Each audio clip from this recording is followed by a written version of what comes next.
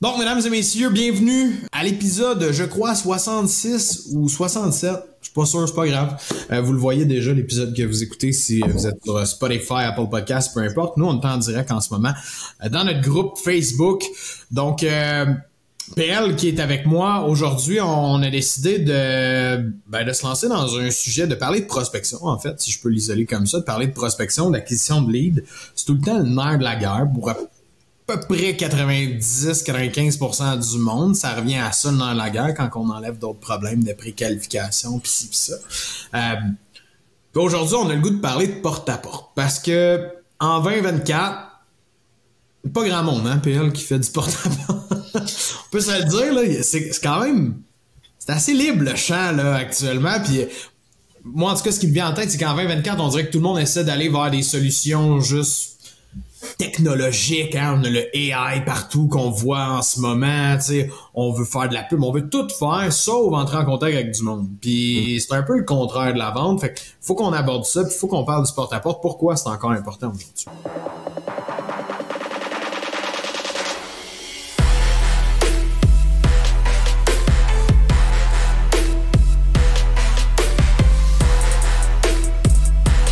Puis comme on disait en début d'appel avant le record, tu sais, le début de l'été, ça nous rend toujours un peu nostalgique, hein, parce que pour ceux qui nous suivent depuis un certain moment, ben, on a commencé à gagner notre vie avec le porte-à-porte, tu sais, parce que quand t'es jeune, que t'as pas de ressources, que t'as pas d'argent, puis que tout ce que t'as, c'est ton bon vouloir, puis être capable de passer à l'action, le porte-à-porte, c'est une excellente stratégie. Mais c'est aussi une excellente stratégie parce que c'est un océan bleu, le porte-à-porte. En tout cas. Je pense que ça l'a pas mal toujours été dû à sa complexité. C'est sûr qu'à un certain moment, il y en avait plus autrefois parce que les multiples stratégies qu'on connaît aujourd'hui n'existaient peu ou pas. Mais pourquoi je dis que c'est un océan bleu, c'est que ce qui caractérise un océan bleu, c'est soit le positionnement de l'offre ou la faible concurrence. Il y a différents facteurs. Mais dans le cas du porte-à-porte, c'est qu'il n'y a pas de concurrence. Mm-hmm. La majorité des gens choke et ne passent pas à l'action, peur du jugement des autres, peur du jugement de la communauté, peur du jugement du client, etc. C'est très tabou comme approche, mais il y a environ personne qui fait ça. T'sais.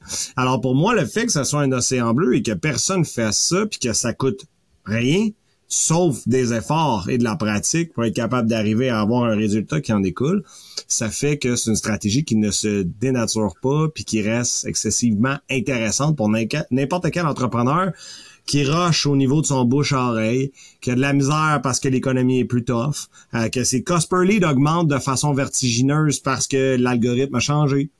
Mais tout ça, ce sont des facteurs incontrôlables. Mais le porte-à-porte, les efforts que tu en mets, ceux-là sont contrôlables puis ils dépendent juste de toi. Puis comme je viens de le dire, il n'y en a pas de concurrence, ou presque pas. T'sais. Fait que c'est pour ça qu'il faut pousser vers cette direction-là quand il n'y a rien qui va, à mon avis.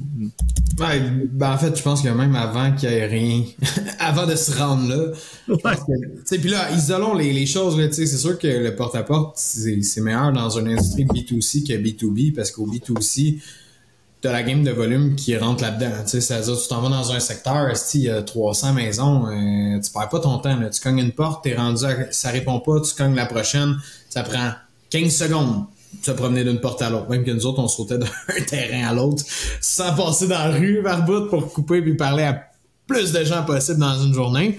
Mais tu sais, le porte-à-porte dans le B2C fonctionne bien. Ça fonctionne dans le B2B aussi. C'est-à-dire que c'est toujours une bonne solution d'aller se rendre chez tes clients, mais ça dépend du domaine. Parce que quelqu'un qu'il faut qu'il fasse 5 minutes de char, débarque de son char, aille cogner une porte, refasse 5 minutes de char, débarque de son char, cogner une porte, dans du porte-à-porte où est-ce qu'on sait pas si la personne, elle est disponible, présente, surtout des propriétaires d'entreprise. Ben, des fois, au B2B, on priorise d'autres choses. Mais pour tout le monde qui est au B2C, définitivement, le porte-à-porte reste une avenue. Si tu vends des boxeurs, va pas voir ça au porte-à-porte, Chris, là, je veux dire. Va sur Amazon, fais-toi un e-commerce, là, tu vas parler à plus de monde. Mais tu sais, on envoie du monde. Que ce soit des courtiers immobiliers, des courtiers hypothécaires, des gens qui vendent des services pour la maison, des conseillers financiers. Tu sais, si tu t'adresses à monsieur, madame, tout le monde, qui a un toit ou qui est un humain d'âge moyen, ben, Chris, tu vas cogner à des portes, même des fois des appartements, là. Ça dépend de la stratégie, mais c'est que c'est tellement... Moi, c'est ça que je veux revenir sur ça, Chris. Le porte-à-porte, c'est que c'est tellement accessible. Ouais. Tout le monde a ça. T'as des souliers? Oui, merveilleux. OK. T'as des maisons proches de chez vous? Oui, OK, parfait. T'es en business. T'es parti. On a de quoi faire, là, OK? Ça prend vraiment pas grand-chose pour faire ça. Puis est-ce que le monde, qu'est-ce qu'ils font? Premier réflexe, OK, comment je vais me partir une page Facebook? Comment je vais faire pour être vu partout? Comment je vais faire pour rejoindre le monde qui m'appelle directement? Tu sais, souvent le monde il se lance en affaires, puis je vais parler des solopreneurs. Mais on cherche tout le temps les petites solutions comme facile, où on regarde ce que les autres font, puis on décide d'aller dans ce chemin-là. Tout de suite parce que tout le monde fait ça, tout le monde fait de la pub, tout le monde a une page web, tout le monde a un site web, on va faire ça, puis c'est souvent les premiers réflexes, on dirait qu'on a, mais pourtant, il n'y a rien de mieux que de parler directement avec son client. Peu importe, ouais, parce que rien de mieux. La vraie réponse, c'est le client qui te la donne, là, tu sais. Puis je pense qu'il y a beaucoup l'erreur de tomber dans les trends. Il y a quelqu'un quelque part qui a dit ça te prend ça, ça te prend ci, ça te prend ça. On appelle ça du marketing. Puis ces gens-là qui vendent des sites web ou qui vendent de la pub, ils font du très bon marketing. C'est leur travail, j'espère qu'ils font du bon marketing. Mais essentiellement, est-ce que c'est ta situation? Est-ce que tu n'aurais pas pu prendre une autre alternative pour aller générer de la trésorerie puis comme affiner tes compétences? Tu sais, parce qu'on s'entend, là, force est d'admettre que quand tu commences ou quand tu es dans ta première ou ta deuxième année d'exploitation, t'es pas tellement excellent en vente et en communication, puis tu connais pas toutes les subtilités de ta business. Alors là, en ce moment, tu paies pour apprendre à devenir meilleur avec des clients qui te coûtent quelque chose. Tu suis la trend. On va en faire une trend, OK? Double tes ventes, OK? Entrepreneur dans les domaines des services pour la maison, double tes ventes dès cet été en intégrant le porte-à-porte. On pourrait faire un trend là-dessus, là. On pourrait faire je sais pas, une pub, là, qu'on va générer des leads nous-mêmes, là, comme ça, pour aider le monde à faire du porte-à-porte. Mais Chris, je suis un entrepreneur de service été. À chaque fois que je me déplace chez un client, ou je parle à n'importe qui, à chaque fois que vous avez à parler avec un client, vous déplacez chez eux, allez cogner tout le voisinage alentour. Yep. Donnez-vous ce style d'objectif-là, d'aller cogner tout le monde. Moi, ce qui me fait le plus capoter, c'est les gars qui ont des camions en train de faire une toiture, en train de faire de l'aménagement paysager, de la peinture, n'importe. Ils ont les trucks dans la rue, là. Lettrés ou non, là, sont en train de travailler, puis après ça, ils remballent leurs affaires, ils s'en vont, il y a personne qui va voir les voisins. Ou on y va très passivement en laissant des flyers, tu sais, comme, genre, rappelle-moi, allez au contact des gens alentour de ça. Si vous faites une toiture dans un quartier, les crises de bonne chance que les maisons à côté aient été bâties en même temps et que les toitures aient été changées pas mal dans les mêmes timings tout le temps. Fait que t'as déjà là plein d'opportunités à côté. Mais le monde, qu'est-ce qu'ils font? Puis tu sais, j'enlève rien aux pubs, Chris, on en fait de la pub, on travaille là-dedans aussi. C'est bon d'avoir des pubs Facebook, c'est bon d'être capable de générer des clients, mais si t'es pas capable d'utiliser, en plus de ça, ton door-to-door, à aller utiliser ton temps bien, genre dans un quartier qui est chaud déjà, si tu payes de la pub comme toujours à la recherche de ton next lead sans travailler plus fort. Là. Encore une fois, c'est que pour moi, là, ce que tu viens de parler, c'est un complémentaire à la publicité, puis c'est parce que les gens, ils comprennent pas suffisamment le concept d'optimisation d'une opportunité, parce que si tu es prête à payer 1 000 $ pour l'acquisition d'un client de toiture ou peu importe, puis que tu ne vas pas cogner les portes autour d'une job que tu as produite, que le client est satisfait, que tu es payé, tout va bien, tu vas pas cogner ces opportunités-là, mais il n'y a pas de possibilité que tu puisses diviser ton coût d'acquisition sur la job. Donc, tu laisses de l'argent sur la table. C'est la première. La deuxième, c'est que tu es en train de développer une forme de paresse dans ton développement des affaires.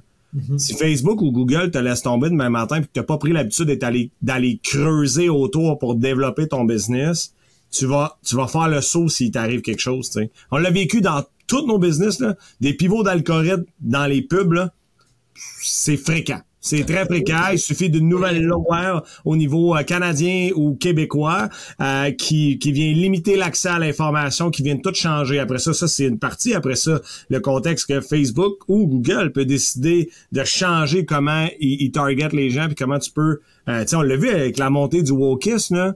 On l'a vu, là, genre, tu peux plus targeter les femmes ou les hommes, c'est du sexisme. Tu peux plus targeter 18 ou 65 ans, c'est de l'agisme. Fait que, ultimement, comment peut-on comprendre, tu sais, comment le faire? Là, il y a une période d'adaptation, là, les agences web réussissent à passer au travers ou non. Mais si tu as d'autres alternatives pour aller mousser tes ventes, tu es capable de le faire pour être capable d'aller chercher de la business. Puis ça, c'est juste un petit extra miles. Mais essentiellement, ça peut être une stratégie à part entière. Ouais. J'aime ce que tu dis par rapport à l'imperméabilité. Tu sais, c'est ce qu'on apporte dans ben en fait, avec tous nos clients avec lesquels on travaille, d'aller créer une certaine imperméabilité au marché, c'est-à-dire que si ta stratégie numéro 1 elle va pas bien, ben il faut que tu sois capable de t'accoter sur d'autres choses, que ton seul et unique, tu sais, tu veux pas avoir un équilibre qui repose sur un pilier puis que tu restes en équilibre sur ce pilier-là tout le temps. Tu veux en avoir plusieurs piliers pour être capable d'être solide sur tes deux pattes puis pas shaker. Puis c'est ça que beaucoup de gens ne le réalisent pas, c'est que ils tiennent en équilibre là, sur un fil de fer quand ils ont juste une solution de génération de clients comme par exemple la pub Facebook ou Google. On est là-dessus, ça peut super bien aller tout le temps, mais le jour que ça plante, tu pognes une débarque, là, puis tes ventes, ils en mangent un gros coup. Puis on se l'est toujours dit, toi puis moi, si maintenant il arrive n'importe quoi demain matin, là, que je sais pas, la business marche pas, l'économie chie ou il arrive quoi que ce soit, ben on est notre meilleur outil. On va aller, courtier immobilier, demain matin, on va aller cogner des portes, on va vendre des maisons, je veux dire, on sait on a accès à ça. Fait que moi, j'aime avoir cette sécurité-là. Autant que c'est stressant d'être en business, mais quand tu le sais que tu es capable de faire de l'acquisition de clients en dépensant $0 avec pas d'outils ou peu d'outils, même pas d'ordinateur, rien là, pratiquement. Je suis capable d'aller chercher des clients, mais c'est quand même juste de dire ça de même, mais c'est le fun. Hein. T'ouvres une canne de verre que je trouve exceptionnelle. Là, parce que tout le monde est comme, demain matin, tout tombe à zéro, là, puis que tu retournes en appartement ou tu vis chez tes parents, là, ben genre deviens millionnaire en 3 ans, c'est certain. Genre, juste en allant cogner des portes. Genre, deviens millionnaire en 3 ans, je suis prêt à tout lâcher puis recommencer à zéro. Si tout me laisse tomber, l'économie me laisse tomber, le pays tombe en déroute, whatever. 3 ans, je redeviens millionnaire avec une stratégie de un service haute valeur. Là, je retournerai pas faire du lavage de vitres, on s'entend. J'irai pour un service haute valeur, puis down the road, c'est sûr qu'on s'en va là. Puis ça, ben effectivement, moi, c'est by the way, c'est ce qui a diminué énormément mon anxiété en tant qu'entrepreneur. Parce que quand tu sais que toi, tu te laisseras pas tomber, évidemment, là, on rentrera pas dans la santé mentale, on en a parlé éperdument, là, mais quand toi, tu sais que tu te laisseras pas tomber, puis que tu vas y aller cogner des portes, puis toi, tu vas continuer à nourrir ta famille parce que tu as une responsabilité, puis que tu dois fournir puis contribuer au patrimoine familial, ben, le porte-à-porte, c'est une 5 crème de belles stratégies. C'est comme le cold call, essentiellement. Donc, tu sais, si t'es capable de maîtriser une prospection active, pour vrai, t'es presque invincible tant qu'à moi en tant qu'entrepreneur. Ouais. Sauf si ta tête te lâche.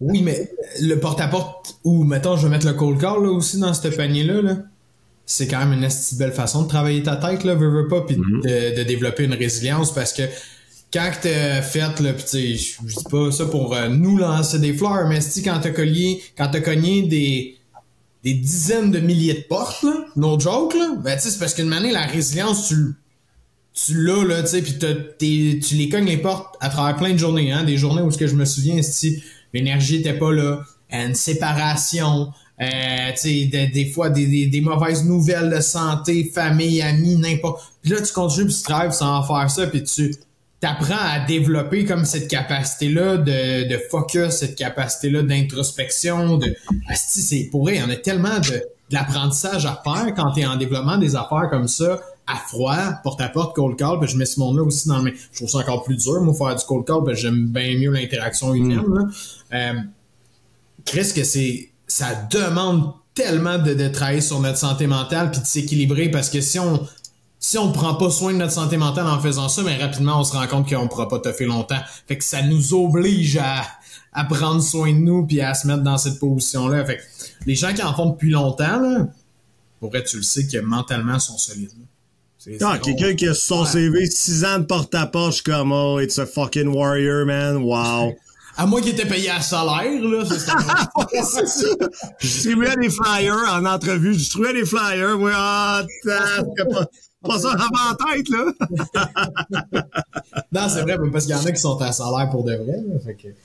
Mais ouais, moi, tu sais, je trouve que ça a tellement été la plus belle école, parce qu'avant ça, dans ma vie, j'avais pas vraiment eu de gros challenge, tu sais, j'avais pas eu de côte insurmontable, puis tabarnak que ça a été dur sur mon ego, sur ma patience, sur mon introspection, ma communication, t'en parlais tantôt, tu sais, au début, tu t'en souviens, ma communication, quand j'ai commencé à cogner des portes.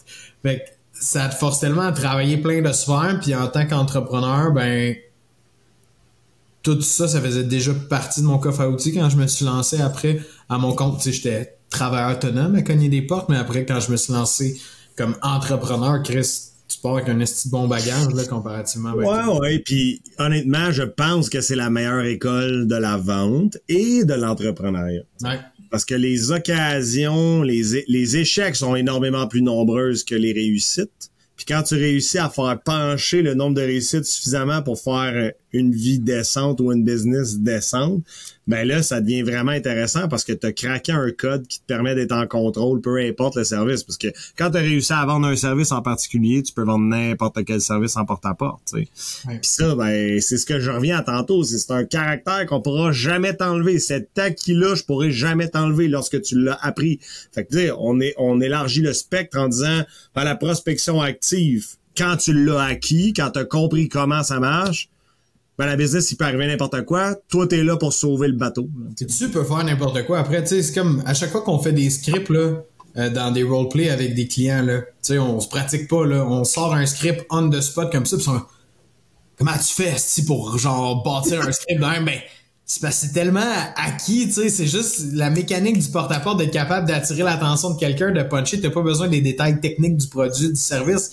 C'est là que t'apprends vraiment aussi à jouer avec ça. Fait que, ces compétences-là là, sont honnêtement tellement valuable. Puis ça me fait penser à quelque chose pendant que tu disais ça.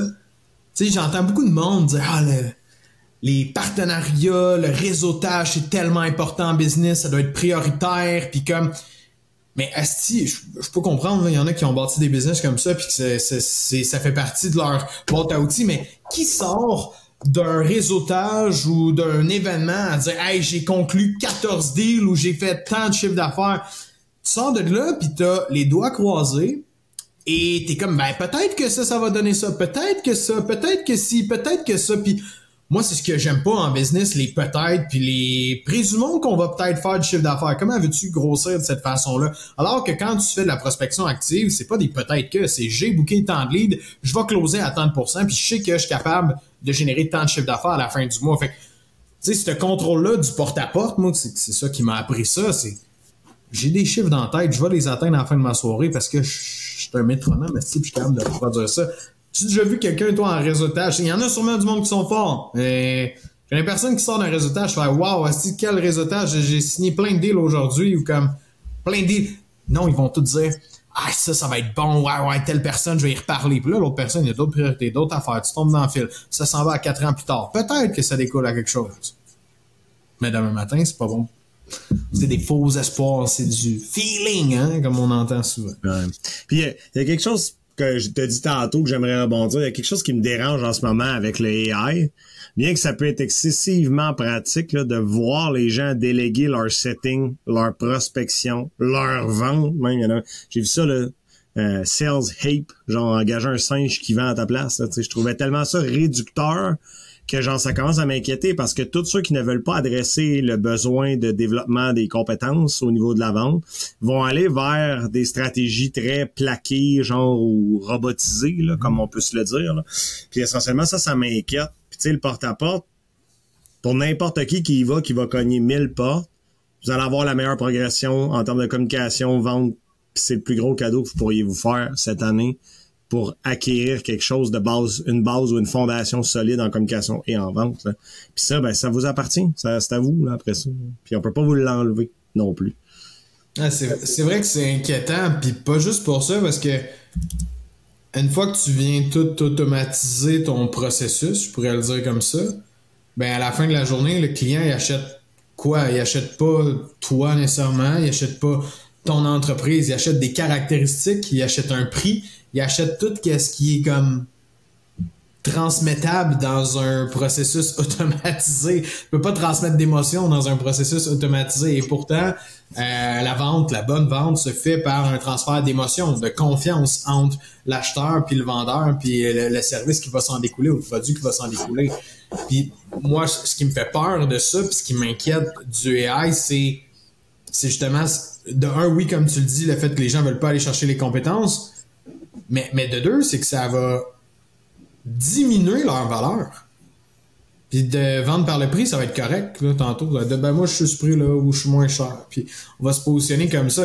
Pour moi, c'est comme de reculer en arrière plutôt que d'avancer. On utilise la technologie, mais ça fait pas avancer ta business. Ça risque de la faire stagner ou voire même reculer. C'est dangereux.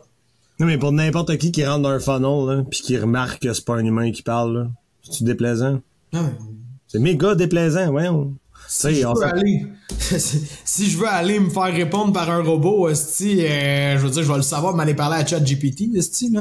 Ouais, puis je m'attends à ce que tu me charges pas cher, hein, parce que si t'es pas assez foutu de me parler, là, c'est des bonnes chances que je m'arrange autrement ou que je trouve une ressource qui coûte vraiment pas cher, tu sais. Fait que c'est dur dans la création de valeur. Fait que si on revient à l'essence même, c'est qu'actuellement, ce que je ressens dans plusieurs domaines du service, il y a un ralentissement cet été.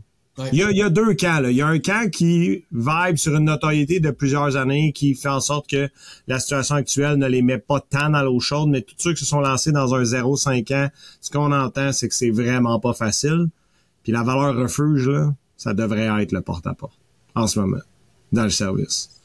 Sauve ton année, sauve ta gang, sauve tes employés, mets-toi dans l'eau chaude, va chercher ce qu'il faut pour être capable de sauver ton année.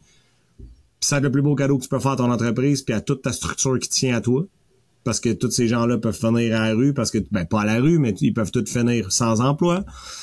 Ça, c'est ta responsabilité d'entrepreneur d'être capable de provide puis d'amener de la job pour que tout le monde travaille. T'sais. Puis ça, c'est une fatalité. T'sais. Très bien dit. C'est quoi, mettons, je me mets dans le pot de quelqu'un qui a jamais cogné des portes, là, tu sais, puis comment qu'on starte? C'est quoi les premières étapes? Comment qu'on va faire ça du porte-à-porte? Hey, c'est un excellent exemple. C'est une excellente question. Je pensais pas qu'on sautait là-dedans. Ben non, mais je me dis, Chris, je me mets dans le pot de ce monde-là qui nous écoute aujourd'hui pour ça. Ouais, c'est quand même bien beau vous dites que c'est ça qu'il faut faire. C'est ça qu'on fait. Bon, ben parfait. Fait que, évidemment, tu vas t'habiller en complet avec une cravate, un nœud papillon, minimum. Hein, Nick? Les deux. Cravate avec le nœud papillon par-dessus. Donc, le plus friendly possible, le moins brandé possible, OK, pour la présentation.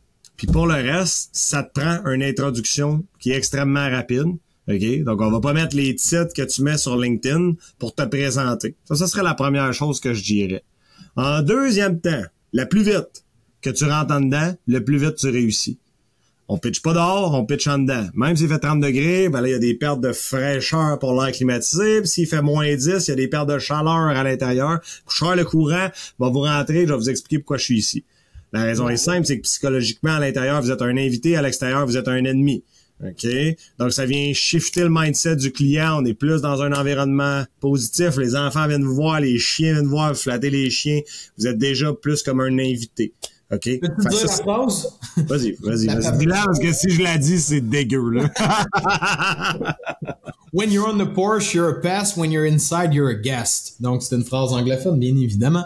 Donc, comme Pierre-Luc l'a dit, quand on est sur le porche, on est de la peste. Lorsqu'on est à l'intérieur, on est un invité, guest. Donc, gardez cette phrase-là en tête, c'est vraiment important.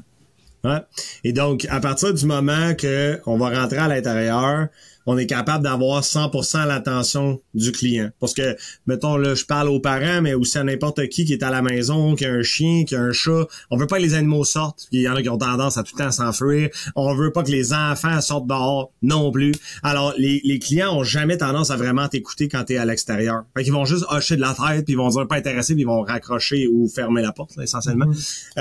Donc, c'est pour ça que je propose de rentrer à l'intérieur. Fait que ça, c'est les 2 points d'entrée. Puis pour moi, un script de porte-à-porte, ça doit durer maximum 30 secondes. Ouais. Maximum.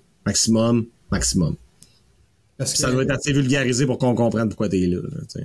Et puis il y a quelque chose, c'est un concept qu'il faut garder en tête. Puis là, c'est là que tout le monde sont comme moi, mais là, personne a envie de se faire solliciter dans la vie. Tu sais, en voulant dire, il y a personne qui va t'ouvrir la porte, va faire oui, hey, donne-moi ton script, je t'écoute et je prends des notes.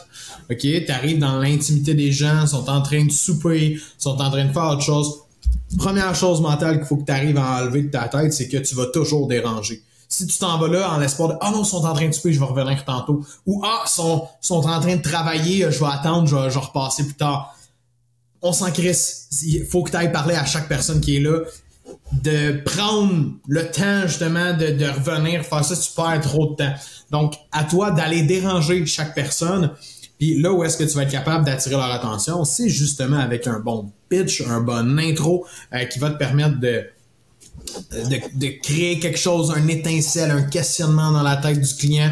Il va faire qui tell me more, dis-moi plus, et ben je vais rentrer en dedans 2 secondes, je vais t'en parler davantage à l'intérieur. Fait qu'à l'extérieur, tu fais juste puncher, c'est un hook. Hein, pour ceux qui sont en marketing ou qui sont bons en marketing sur le web, le hook en haut, l'affaire la plus importante, c'est ça qu'on a besoin de faire dans le début de notre phrase ou de notre pitch marketing. Après ça, une fois qu'on a le hook, on veut rentrer à l'intérieur pour en dire plus avec le client, et là, on a une belle position pour qu'il nous écoute puis qu'on puisse parler sans avoir besoin de termes de vente ou quoi que ce soit rendu là, juste de discuter avec la personne, ça va quand même déjà faire le travail à la base.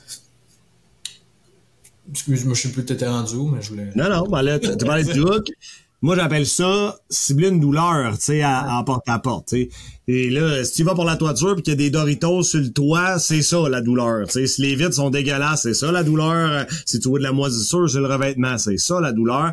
Je pense qu'avant même d'amorcer une offensive de porte-à-porte, il faut préalablement avoir ciblé quelque chose. Parce que sinon, c'est comme parler un peu dans le vide, là. S'il n'y a pas de besoin, on n'a rien à combler. Puis si vous nous suivez depuis un certain moment, il faut comprendre que nous, on cible toujours une problématique et qu'on vient trouver une solution à cette problématique-là. Et c'est ce qui facilite énormément le processus de vente. Fort à parier que s'il y a des Doritos sur le toit, le client il sait que son toit il est dû. C'est juste qu'il a peut-être pas eu le temps de le gérer. C'est peut-être juste parce que la vie va vite. C'est plusieurs raisons. Fait que peut-être que d'arriver sur place, juste de dire on a remarqué qu'il y avait des Doritos sur votre toit, ça les fait rire, on touche du mot, je suis là pour vous offrir une soumission gratuite, je vais rentrer, ça va prendre 2 minutes, boum, boum, boum, boum, puis on fait la soumission. Fait que tu sais, pour faire du pouce sur ton hook, celui-là, il est important. Mm-hmm. Là, je vais te dire quelque chose qui va peut-être genre surprendre du monde, hein, mais faut que tu ailles t'asseoir à la table. OK? On prend pas un rendez-vous, là. On s'en va soumissionner. Parce que là, t'arrives, tu crées une émotion, tu soulèves une douleur, puis tu dis, je vais revenir t'en voir demain. Demain, là, ils seront pas là. Ils seront pas là. On arrive, on soumissionne, puis on fait la job qu'on a à faire, puis on close la job. On est là pour ça, on est là pour les bonnes raisons, puis c'est nous la bonne ressource pour vous le faire. Vous avez pas eu le temps de le gérer, blablabla, peu importe c'est quoi la situation, ben, on s'en va s'asseoir à la table, puis on demande un verre d'eau. Si la personne va nous apporter un verre d'eau la majorité du temps. Si elle dit non, on s'entend-tu que ça commence mal? Le climat de confiance n'est pas tellement là.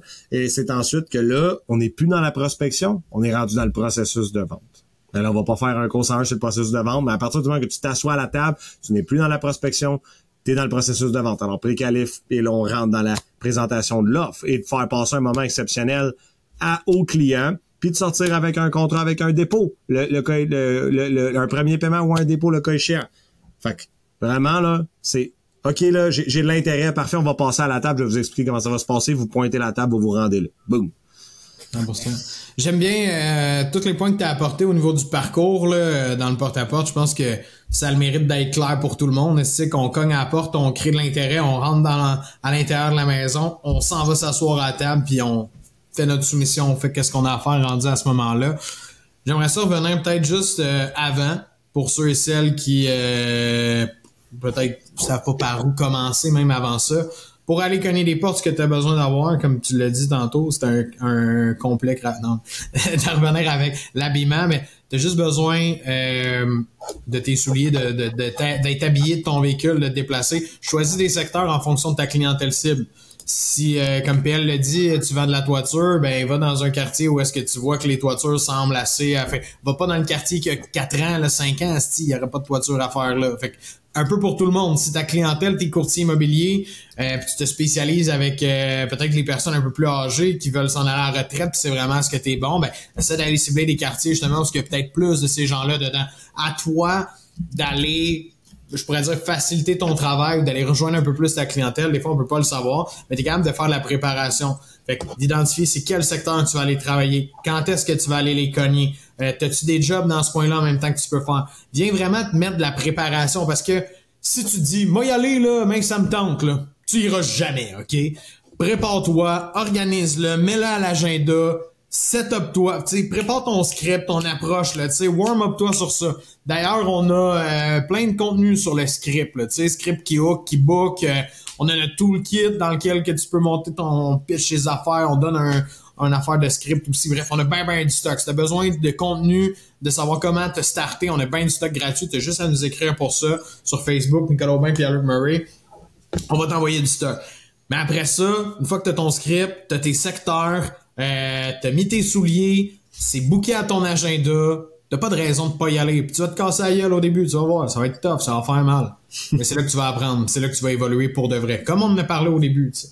On avait un de nos étudiants, il avait demandé de filmer sa première porte, tu sais.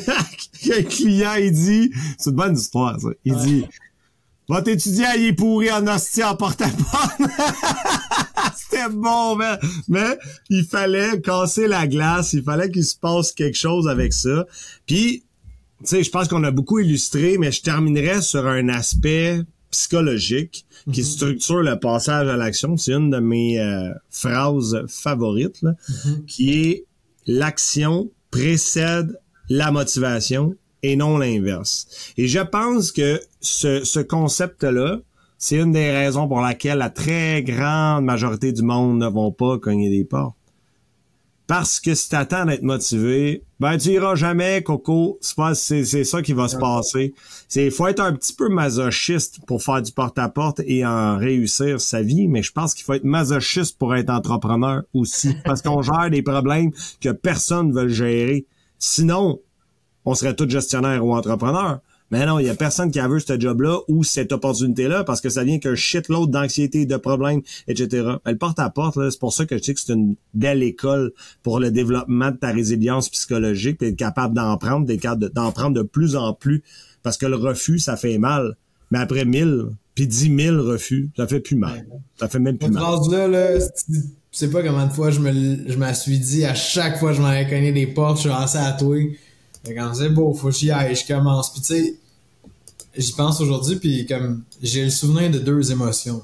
J'ai le souvenir de moi qui s'en va dans mon char, genre vers le secteur de porte-à-porte, qui essaie de se crinquer avec la musique, mais que dans ma tête, je suis juste asti que ça me tente pas, asti que, tu sais, j'essayais toutes les affaires là, psychologiques pour me minder, là. Puis là, j'étais comme, asti que ça me tente pas d'aller cogner des calices de porte. Puis tu sais, t'imagines le peu. Moi, je suis quelqu'un qui anticipe beaucoup dans la vie.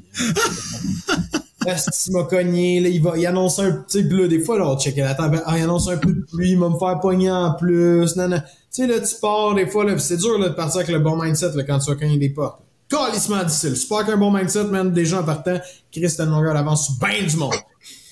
Mais à chaque fois, j'allais commencer à cogner. Paf, une porte, deux portes. Pouf! Je faisais mon script, paf, gros fit avec le client en partant, asti, là, yes, je rentre en dedans.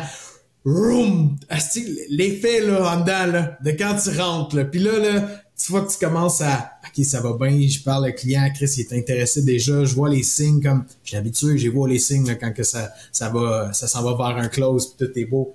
Cet asti de feeling-là, là, pour vrai, là, c'est plus fort, je trouve, que de faire des ventes en ligne ou n'importe quoi encore, là, d'être capable de rentrer en dedans chez quelqu'un, de faire, c'était tellement...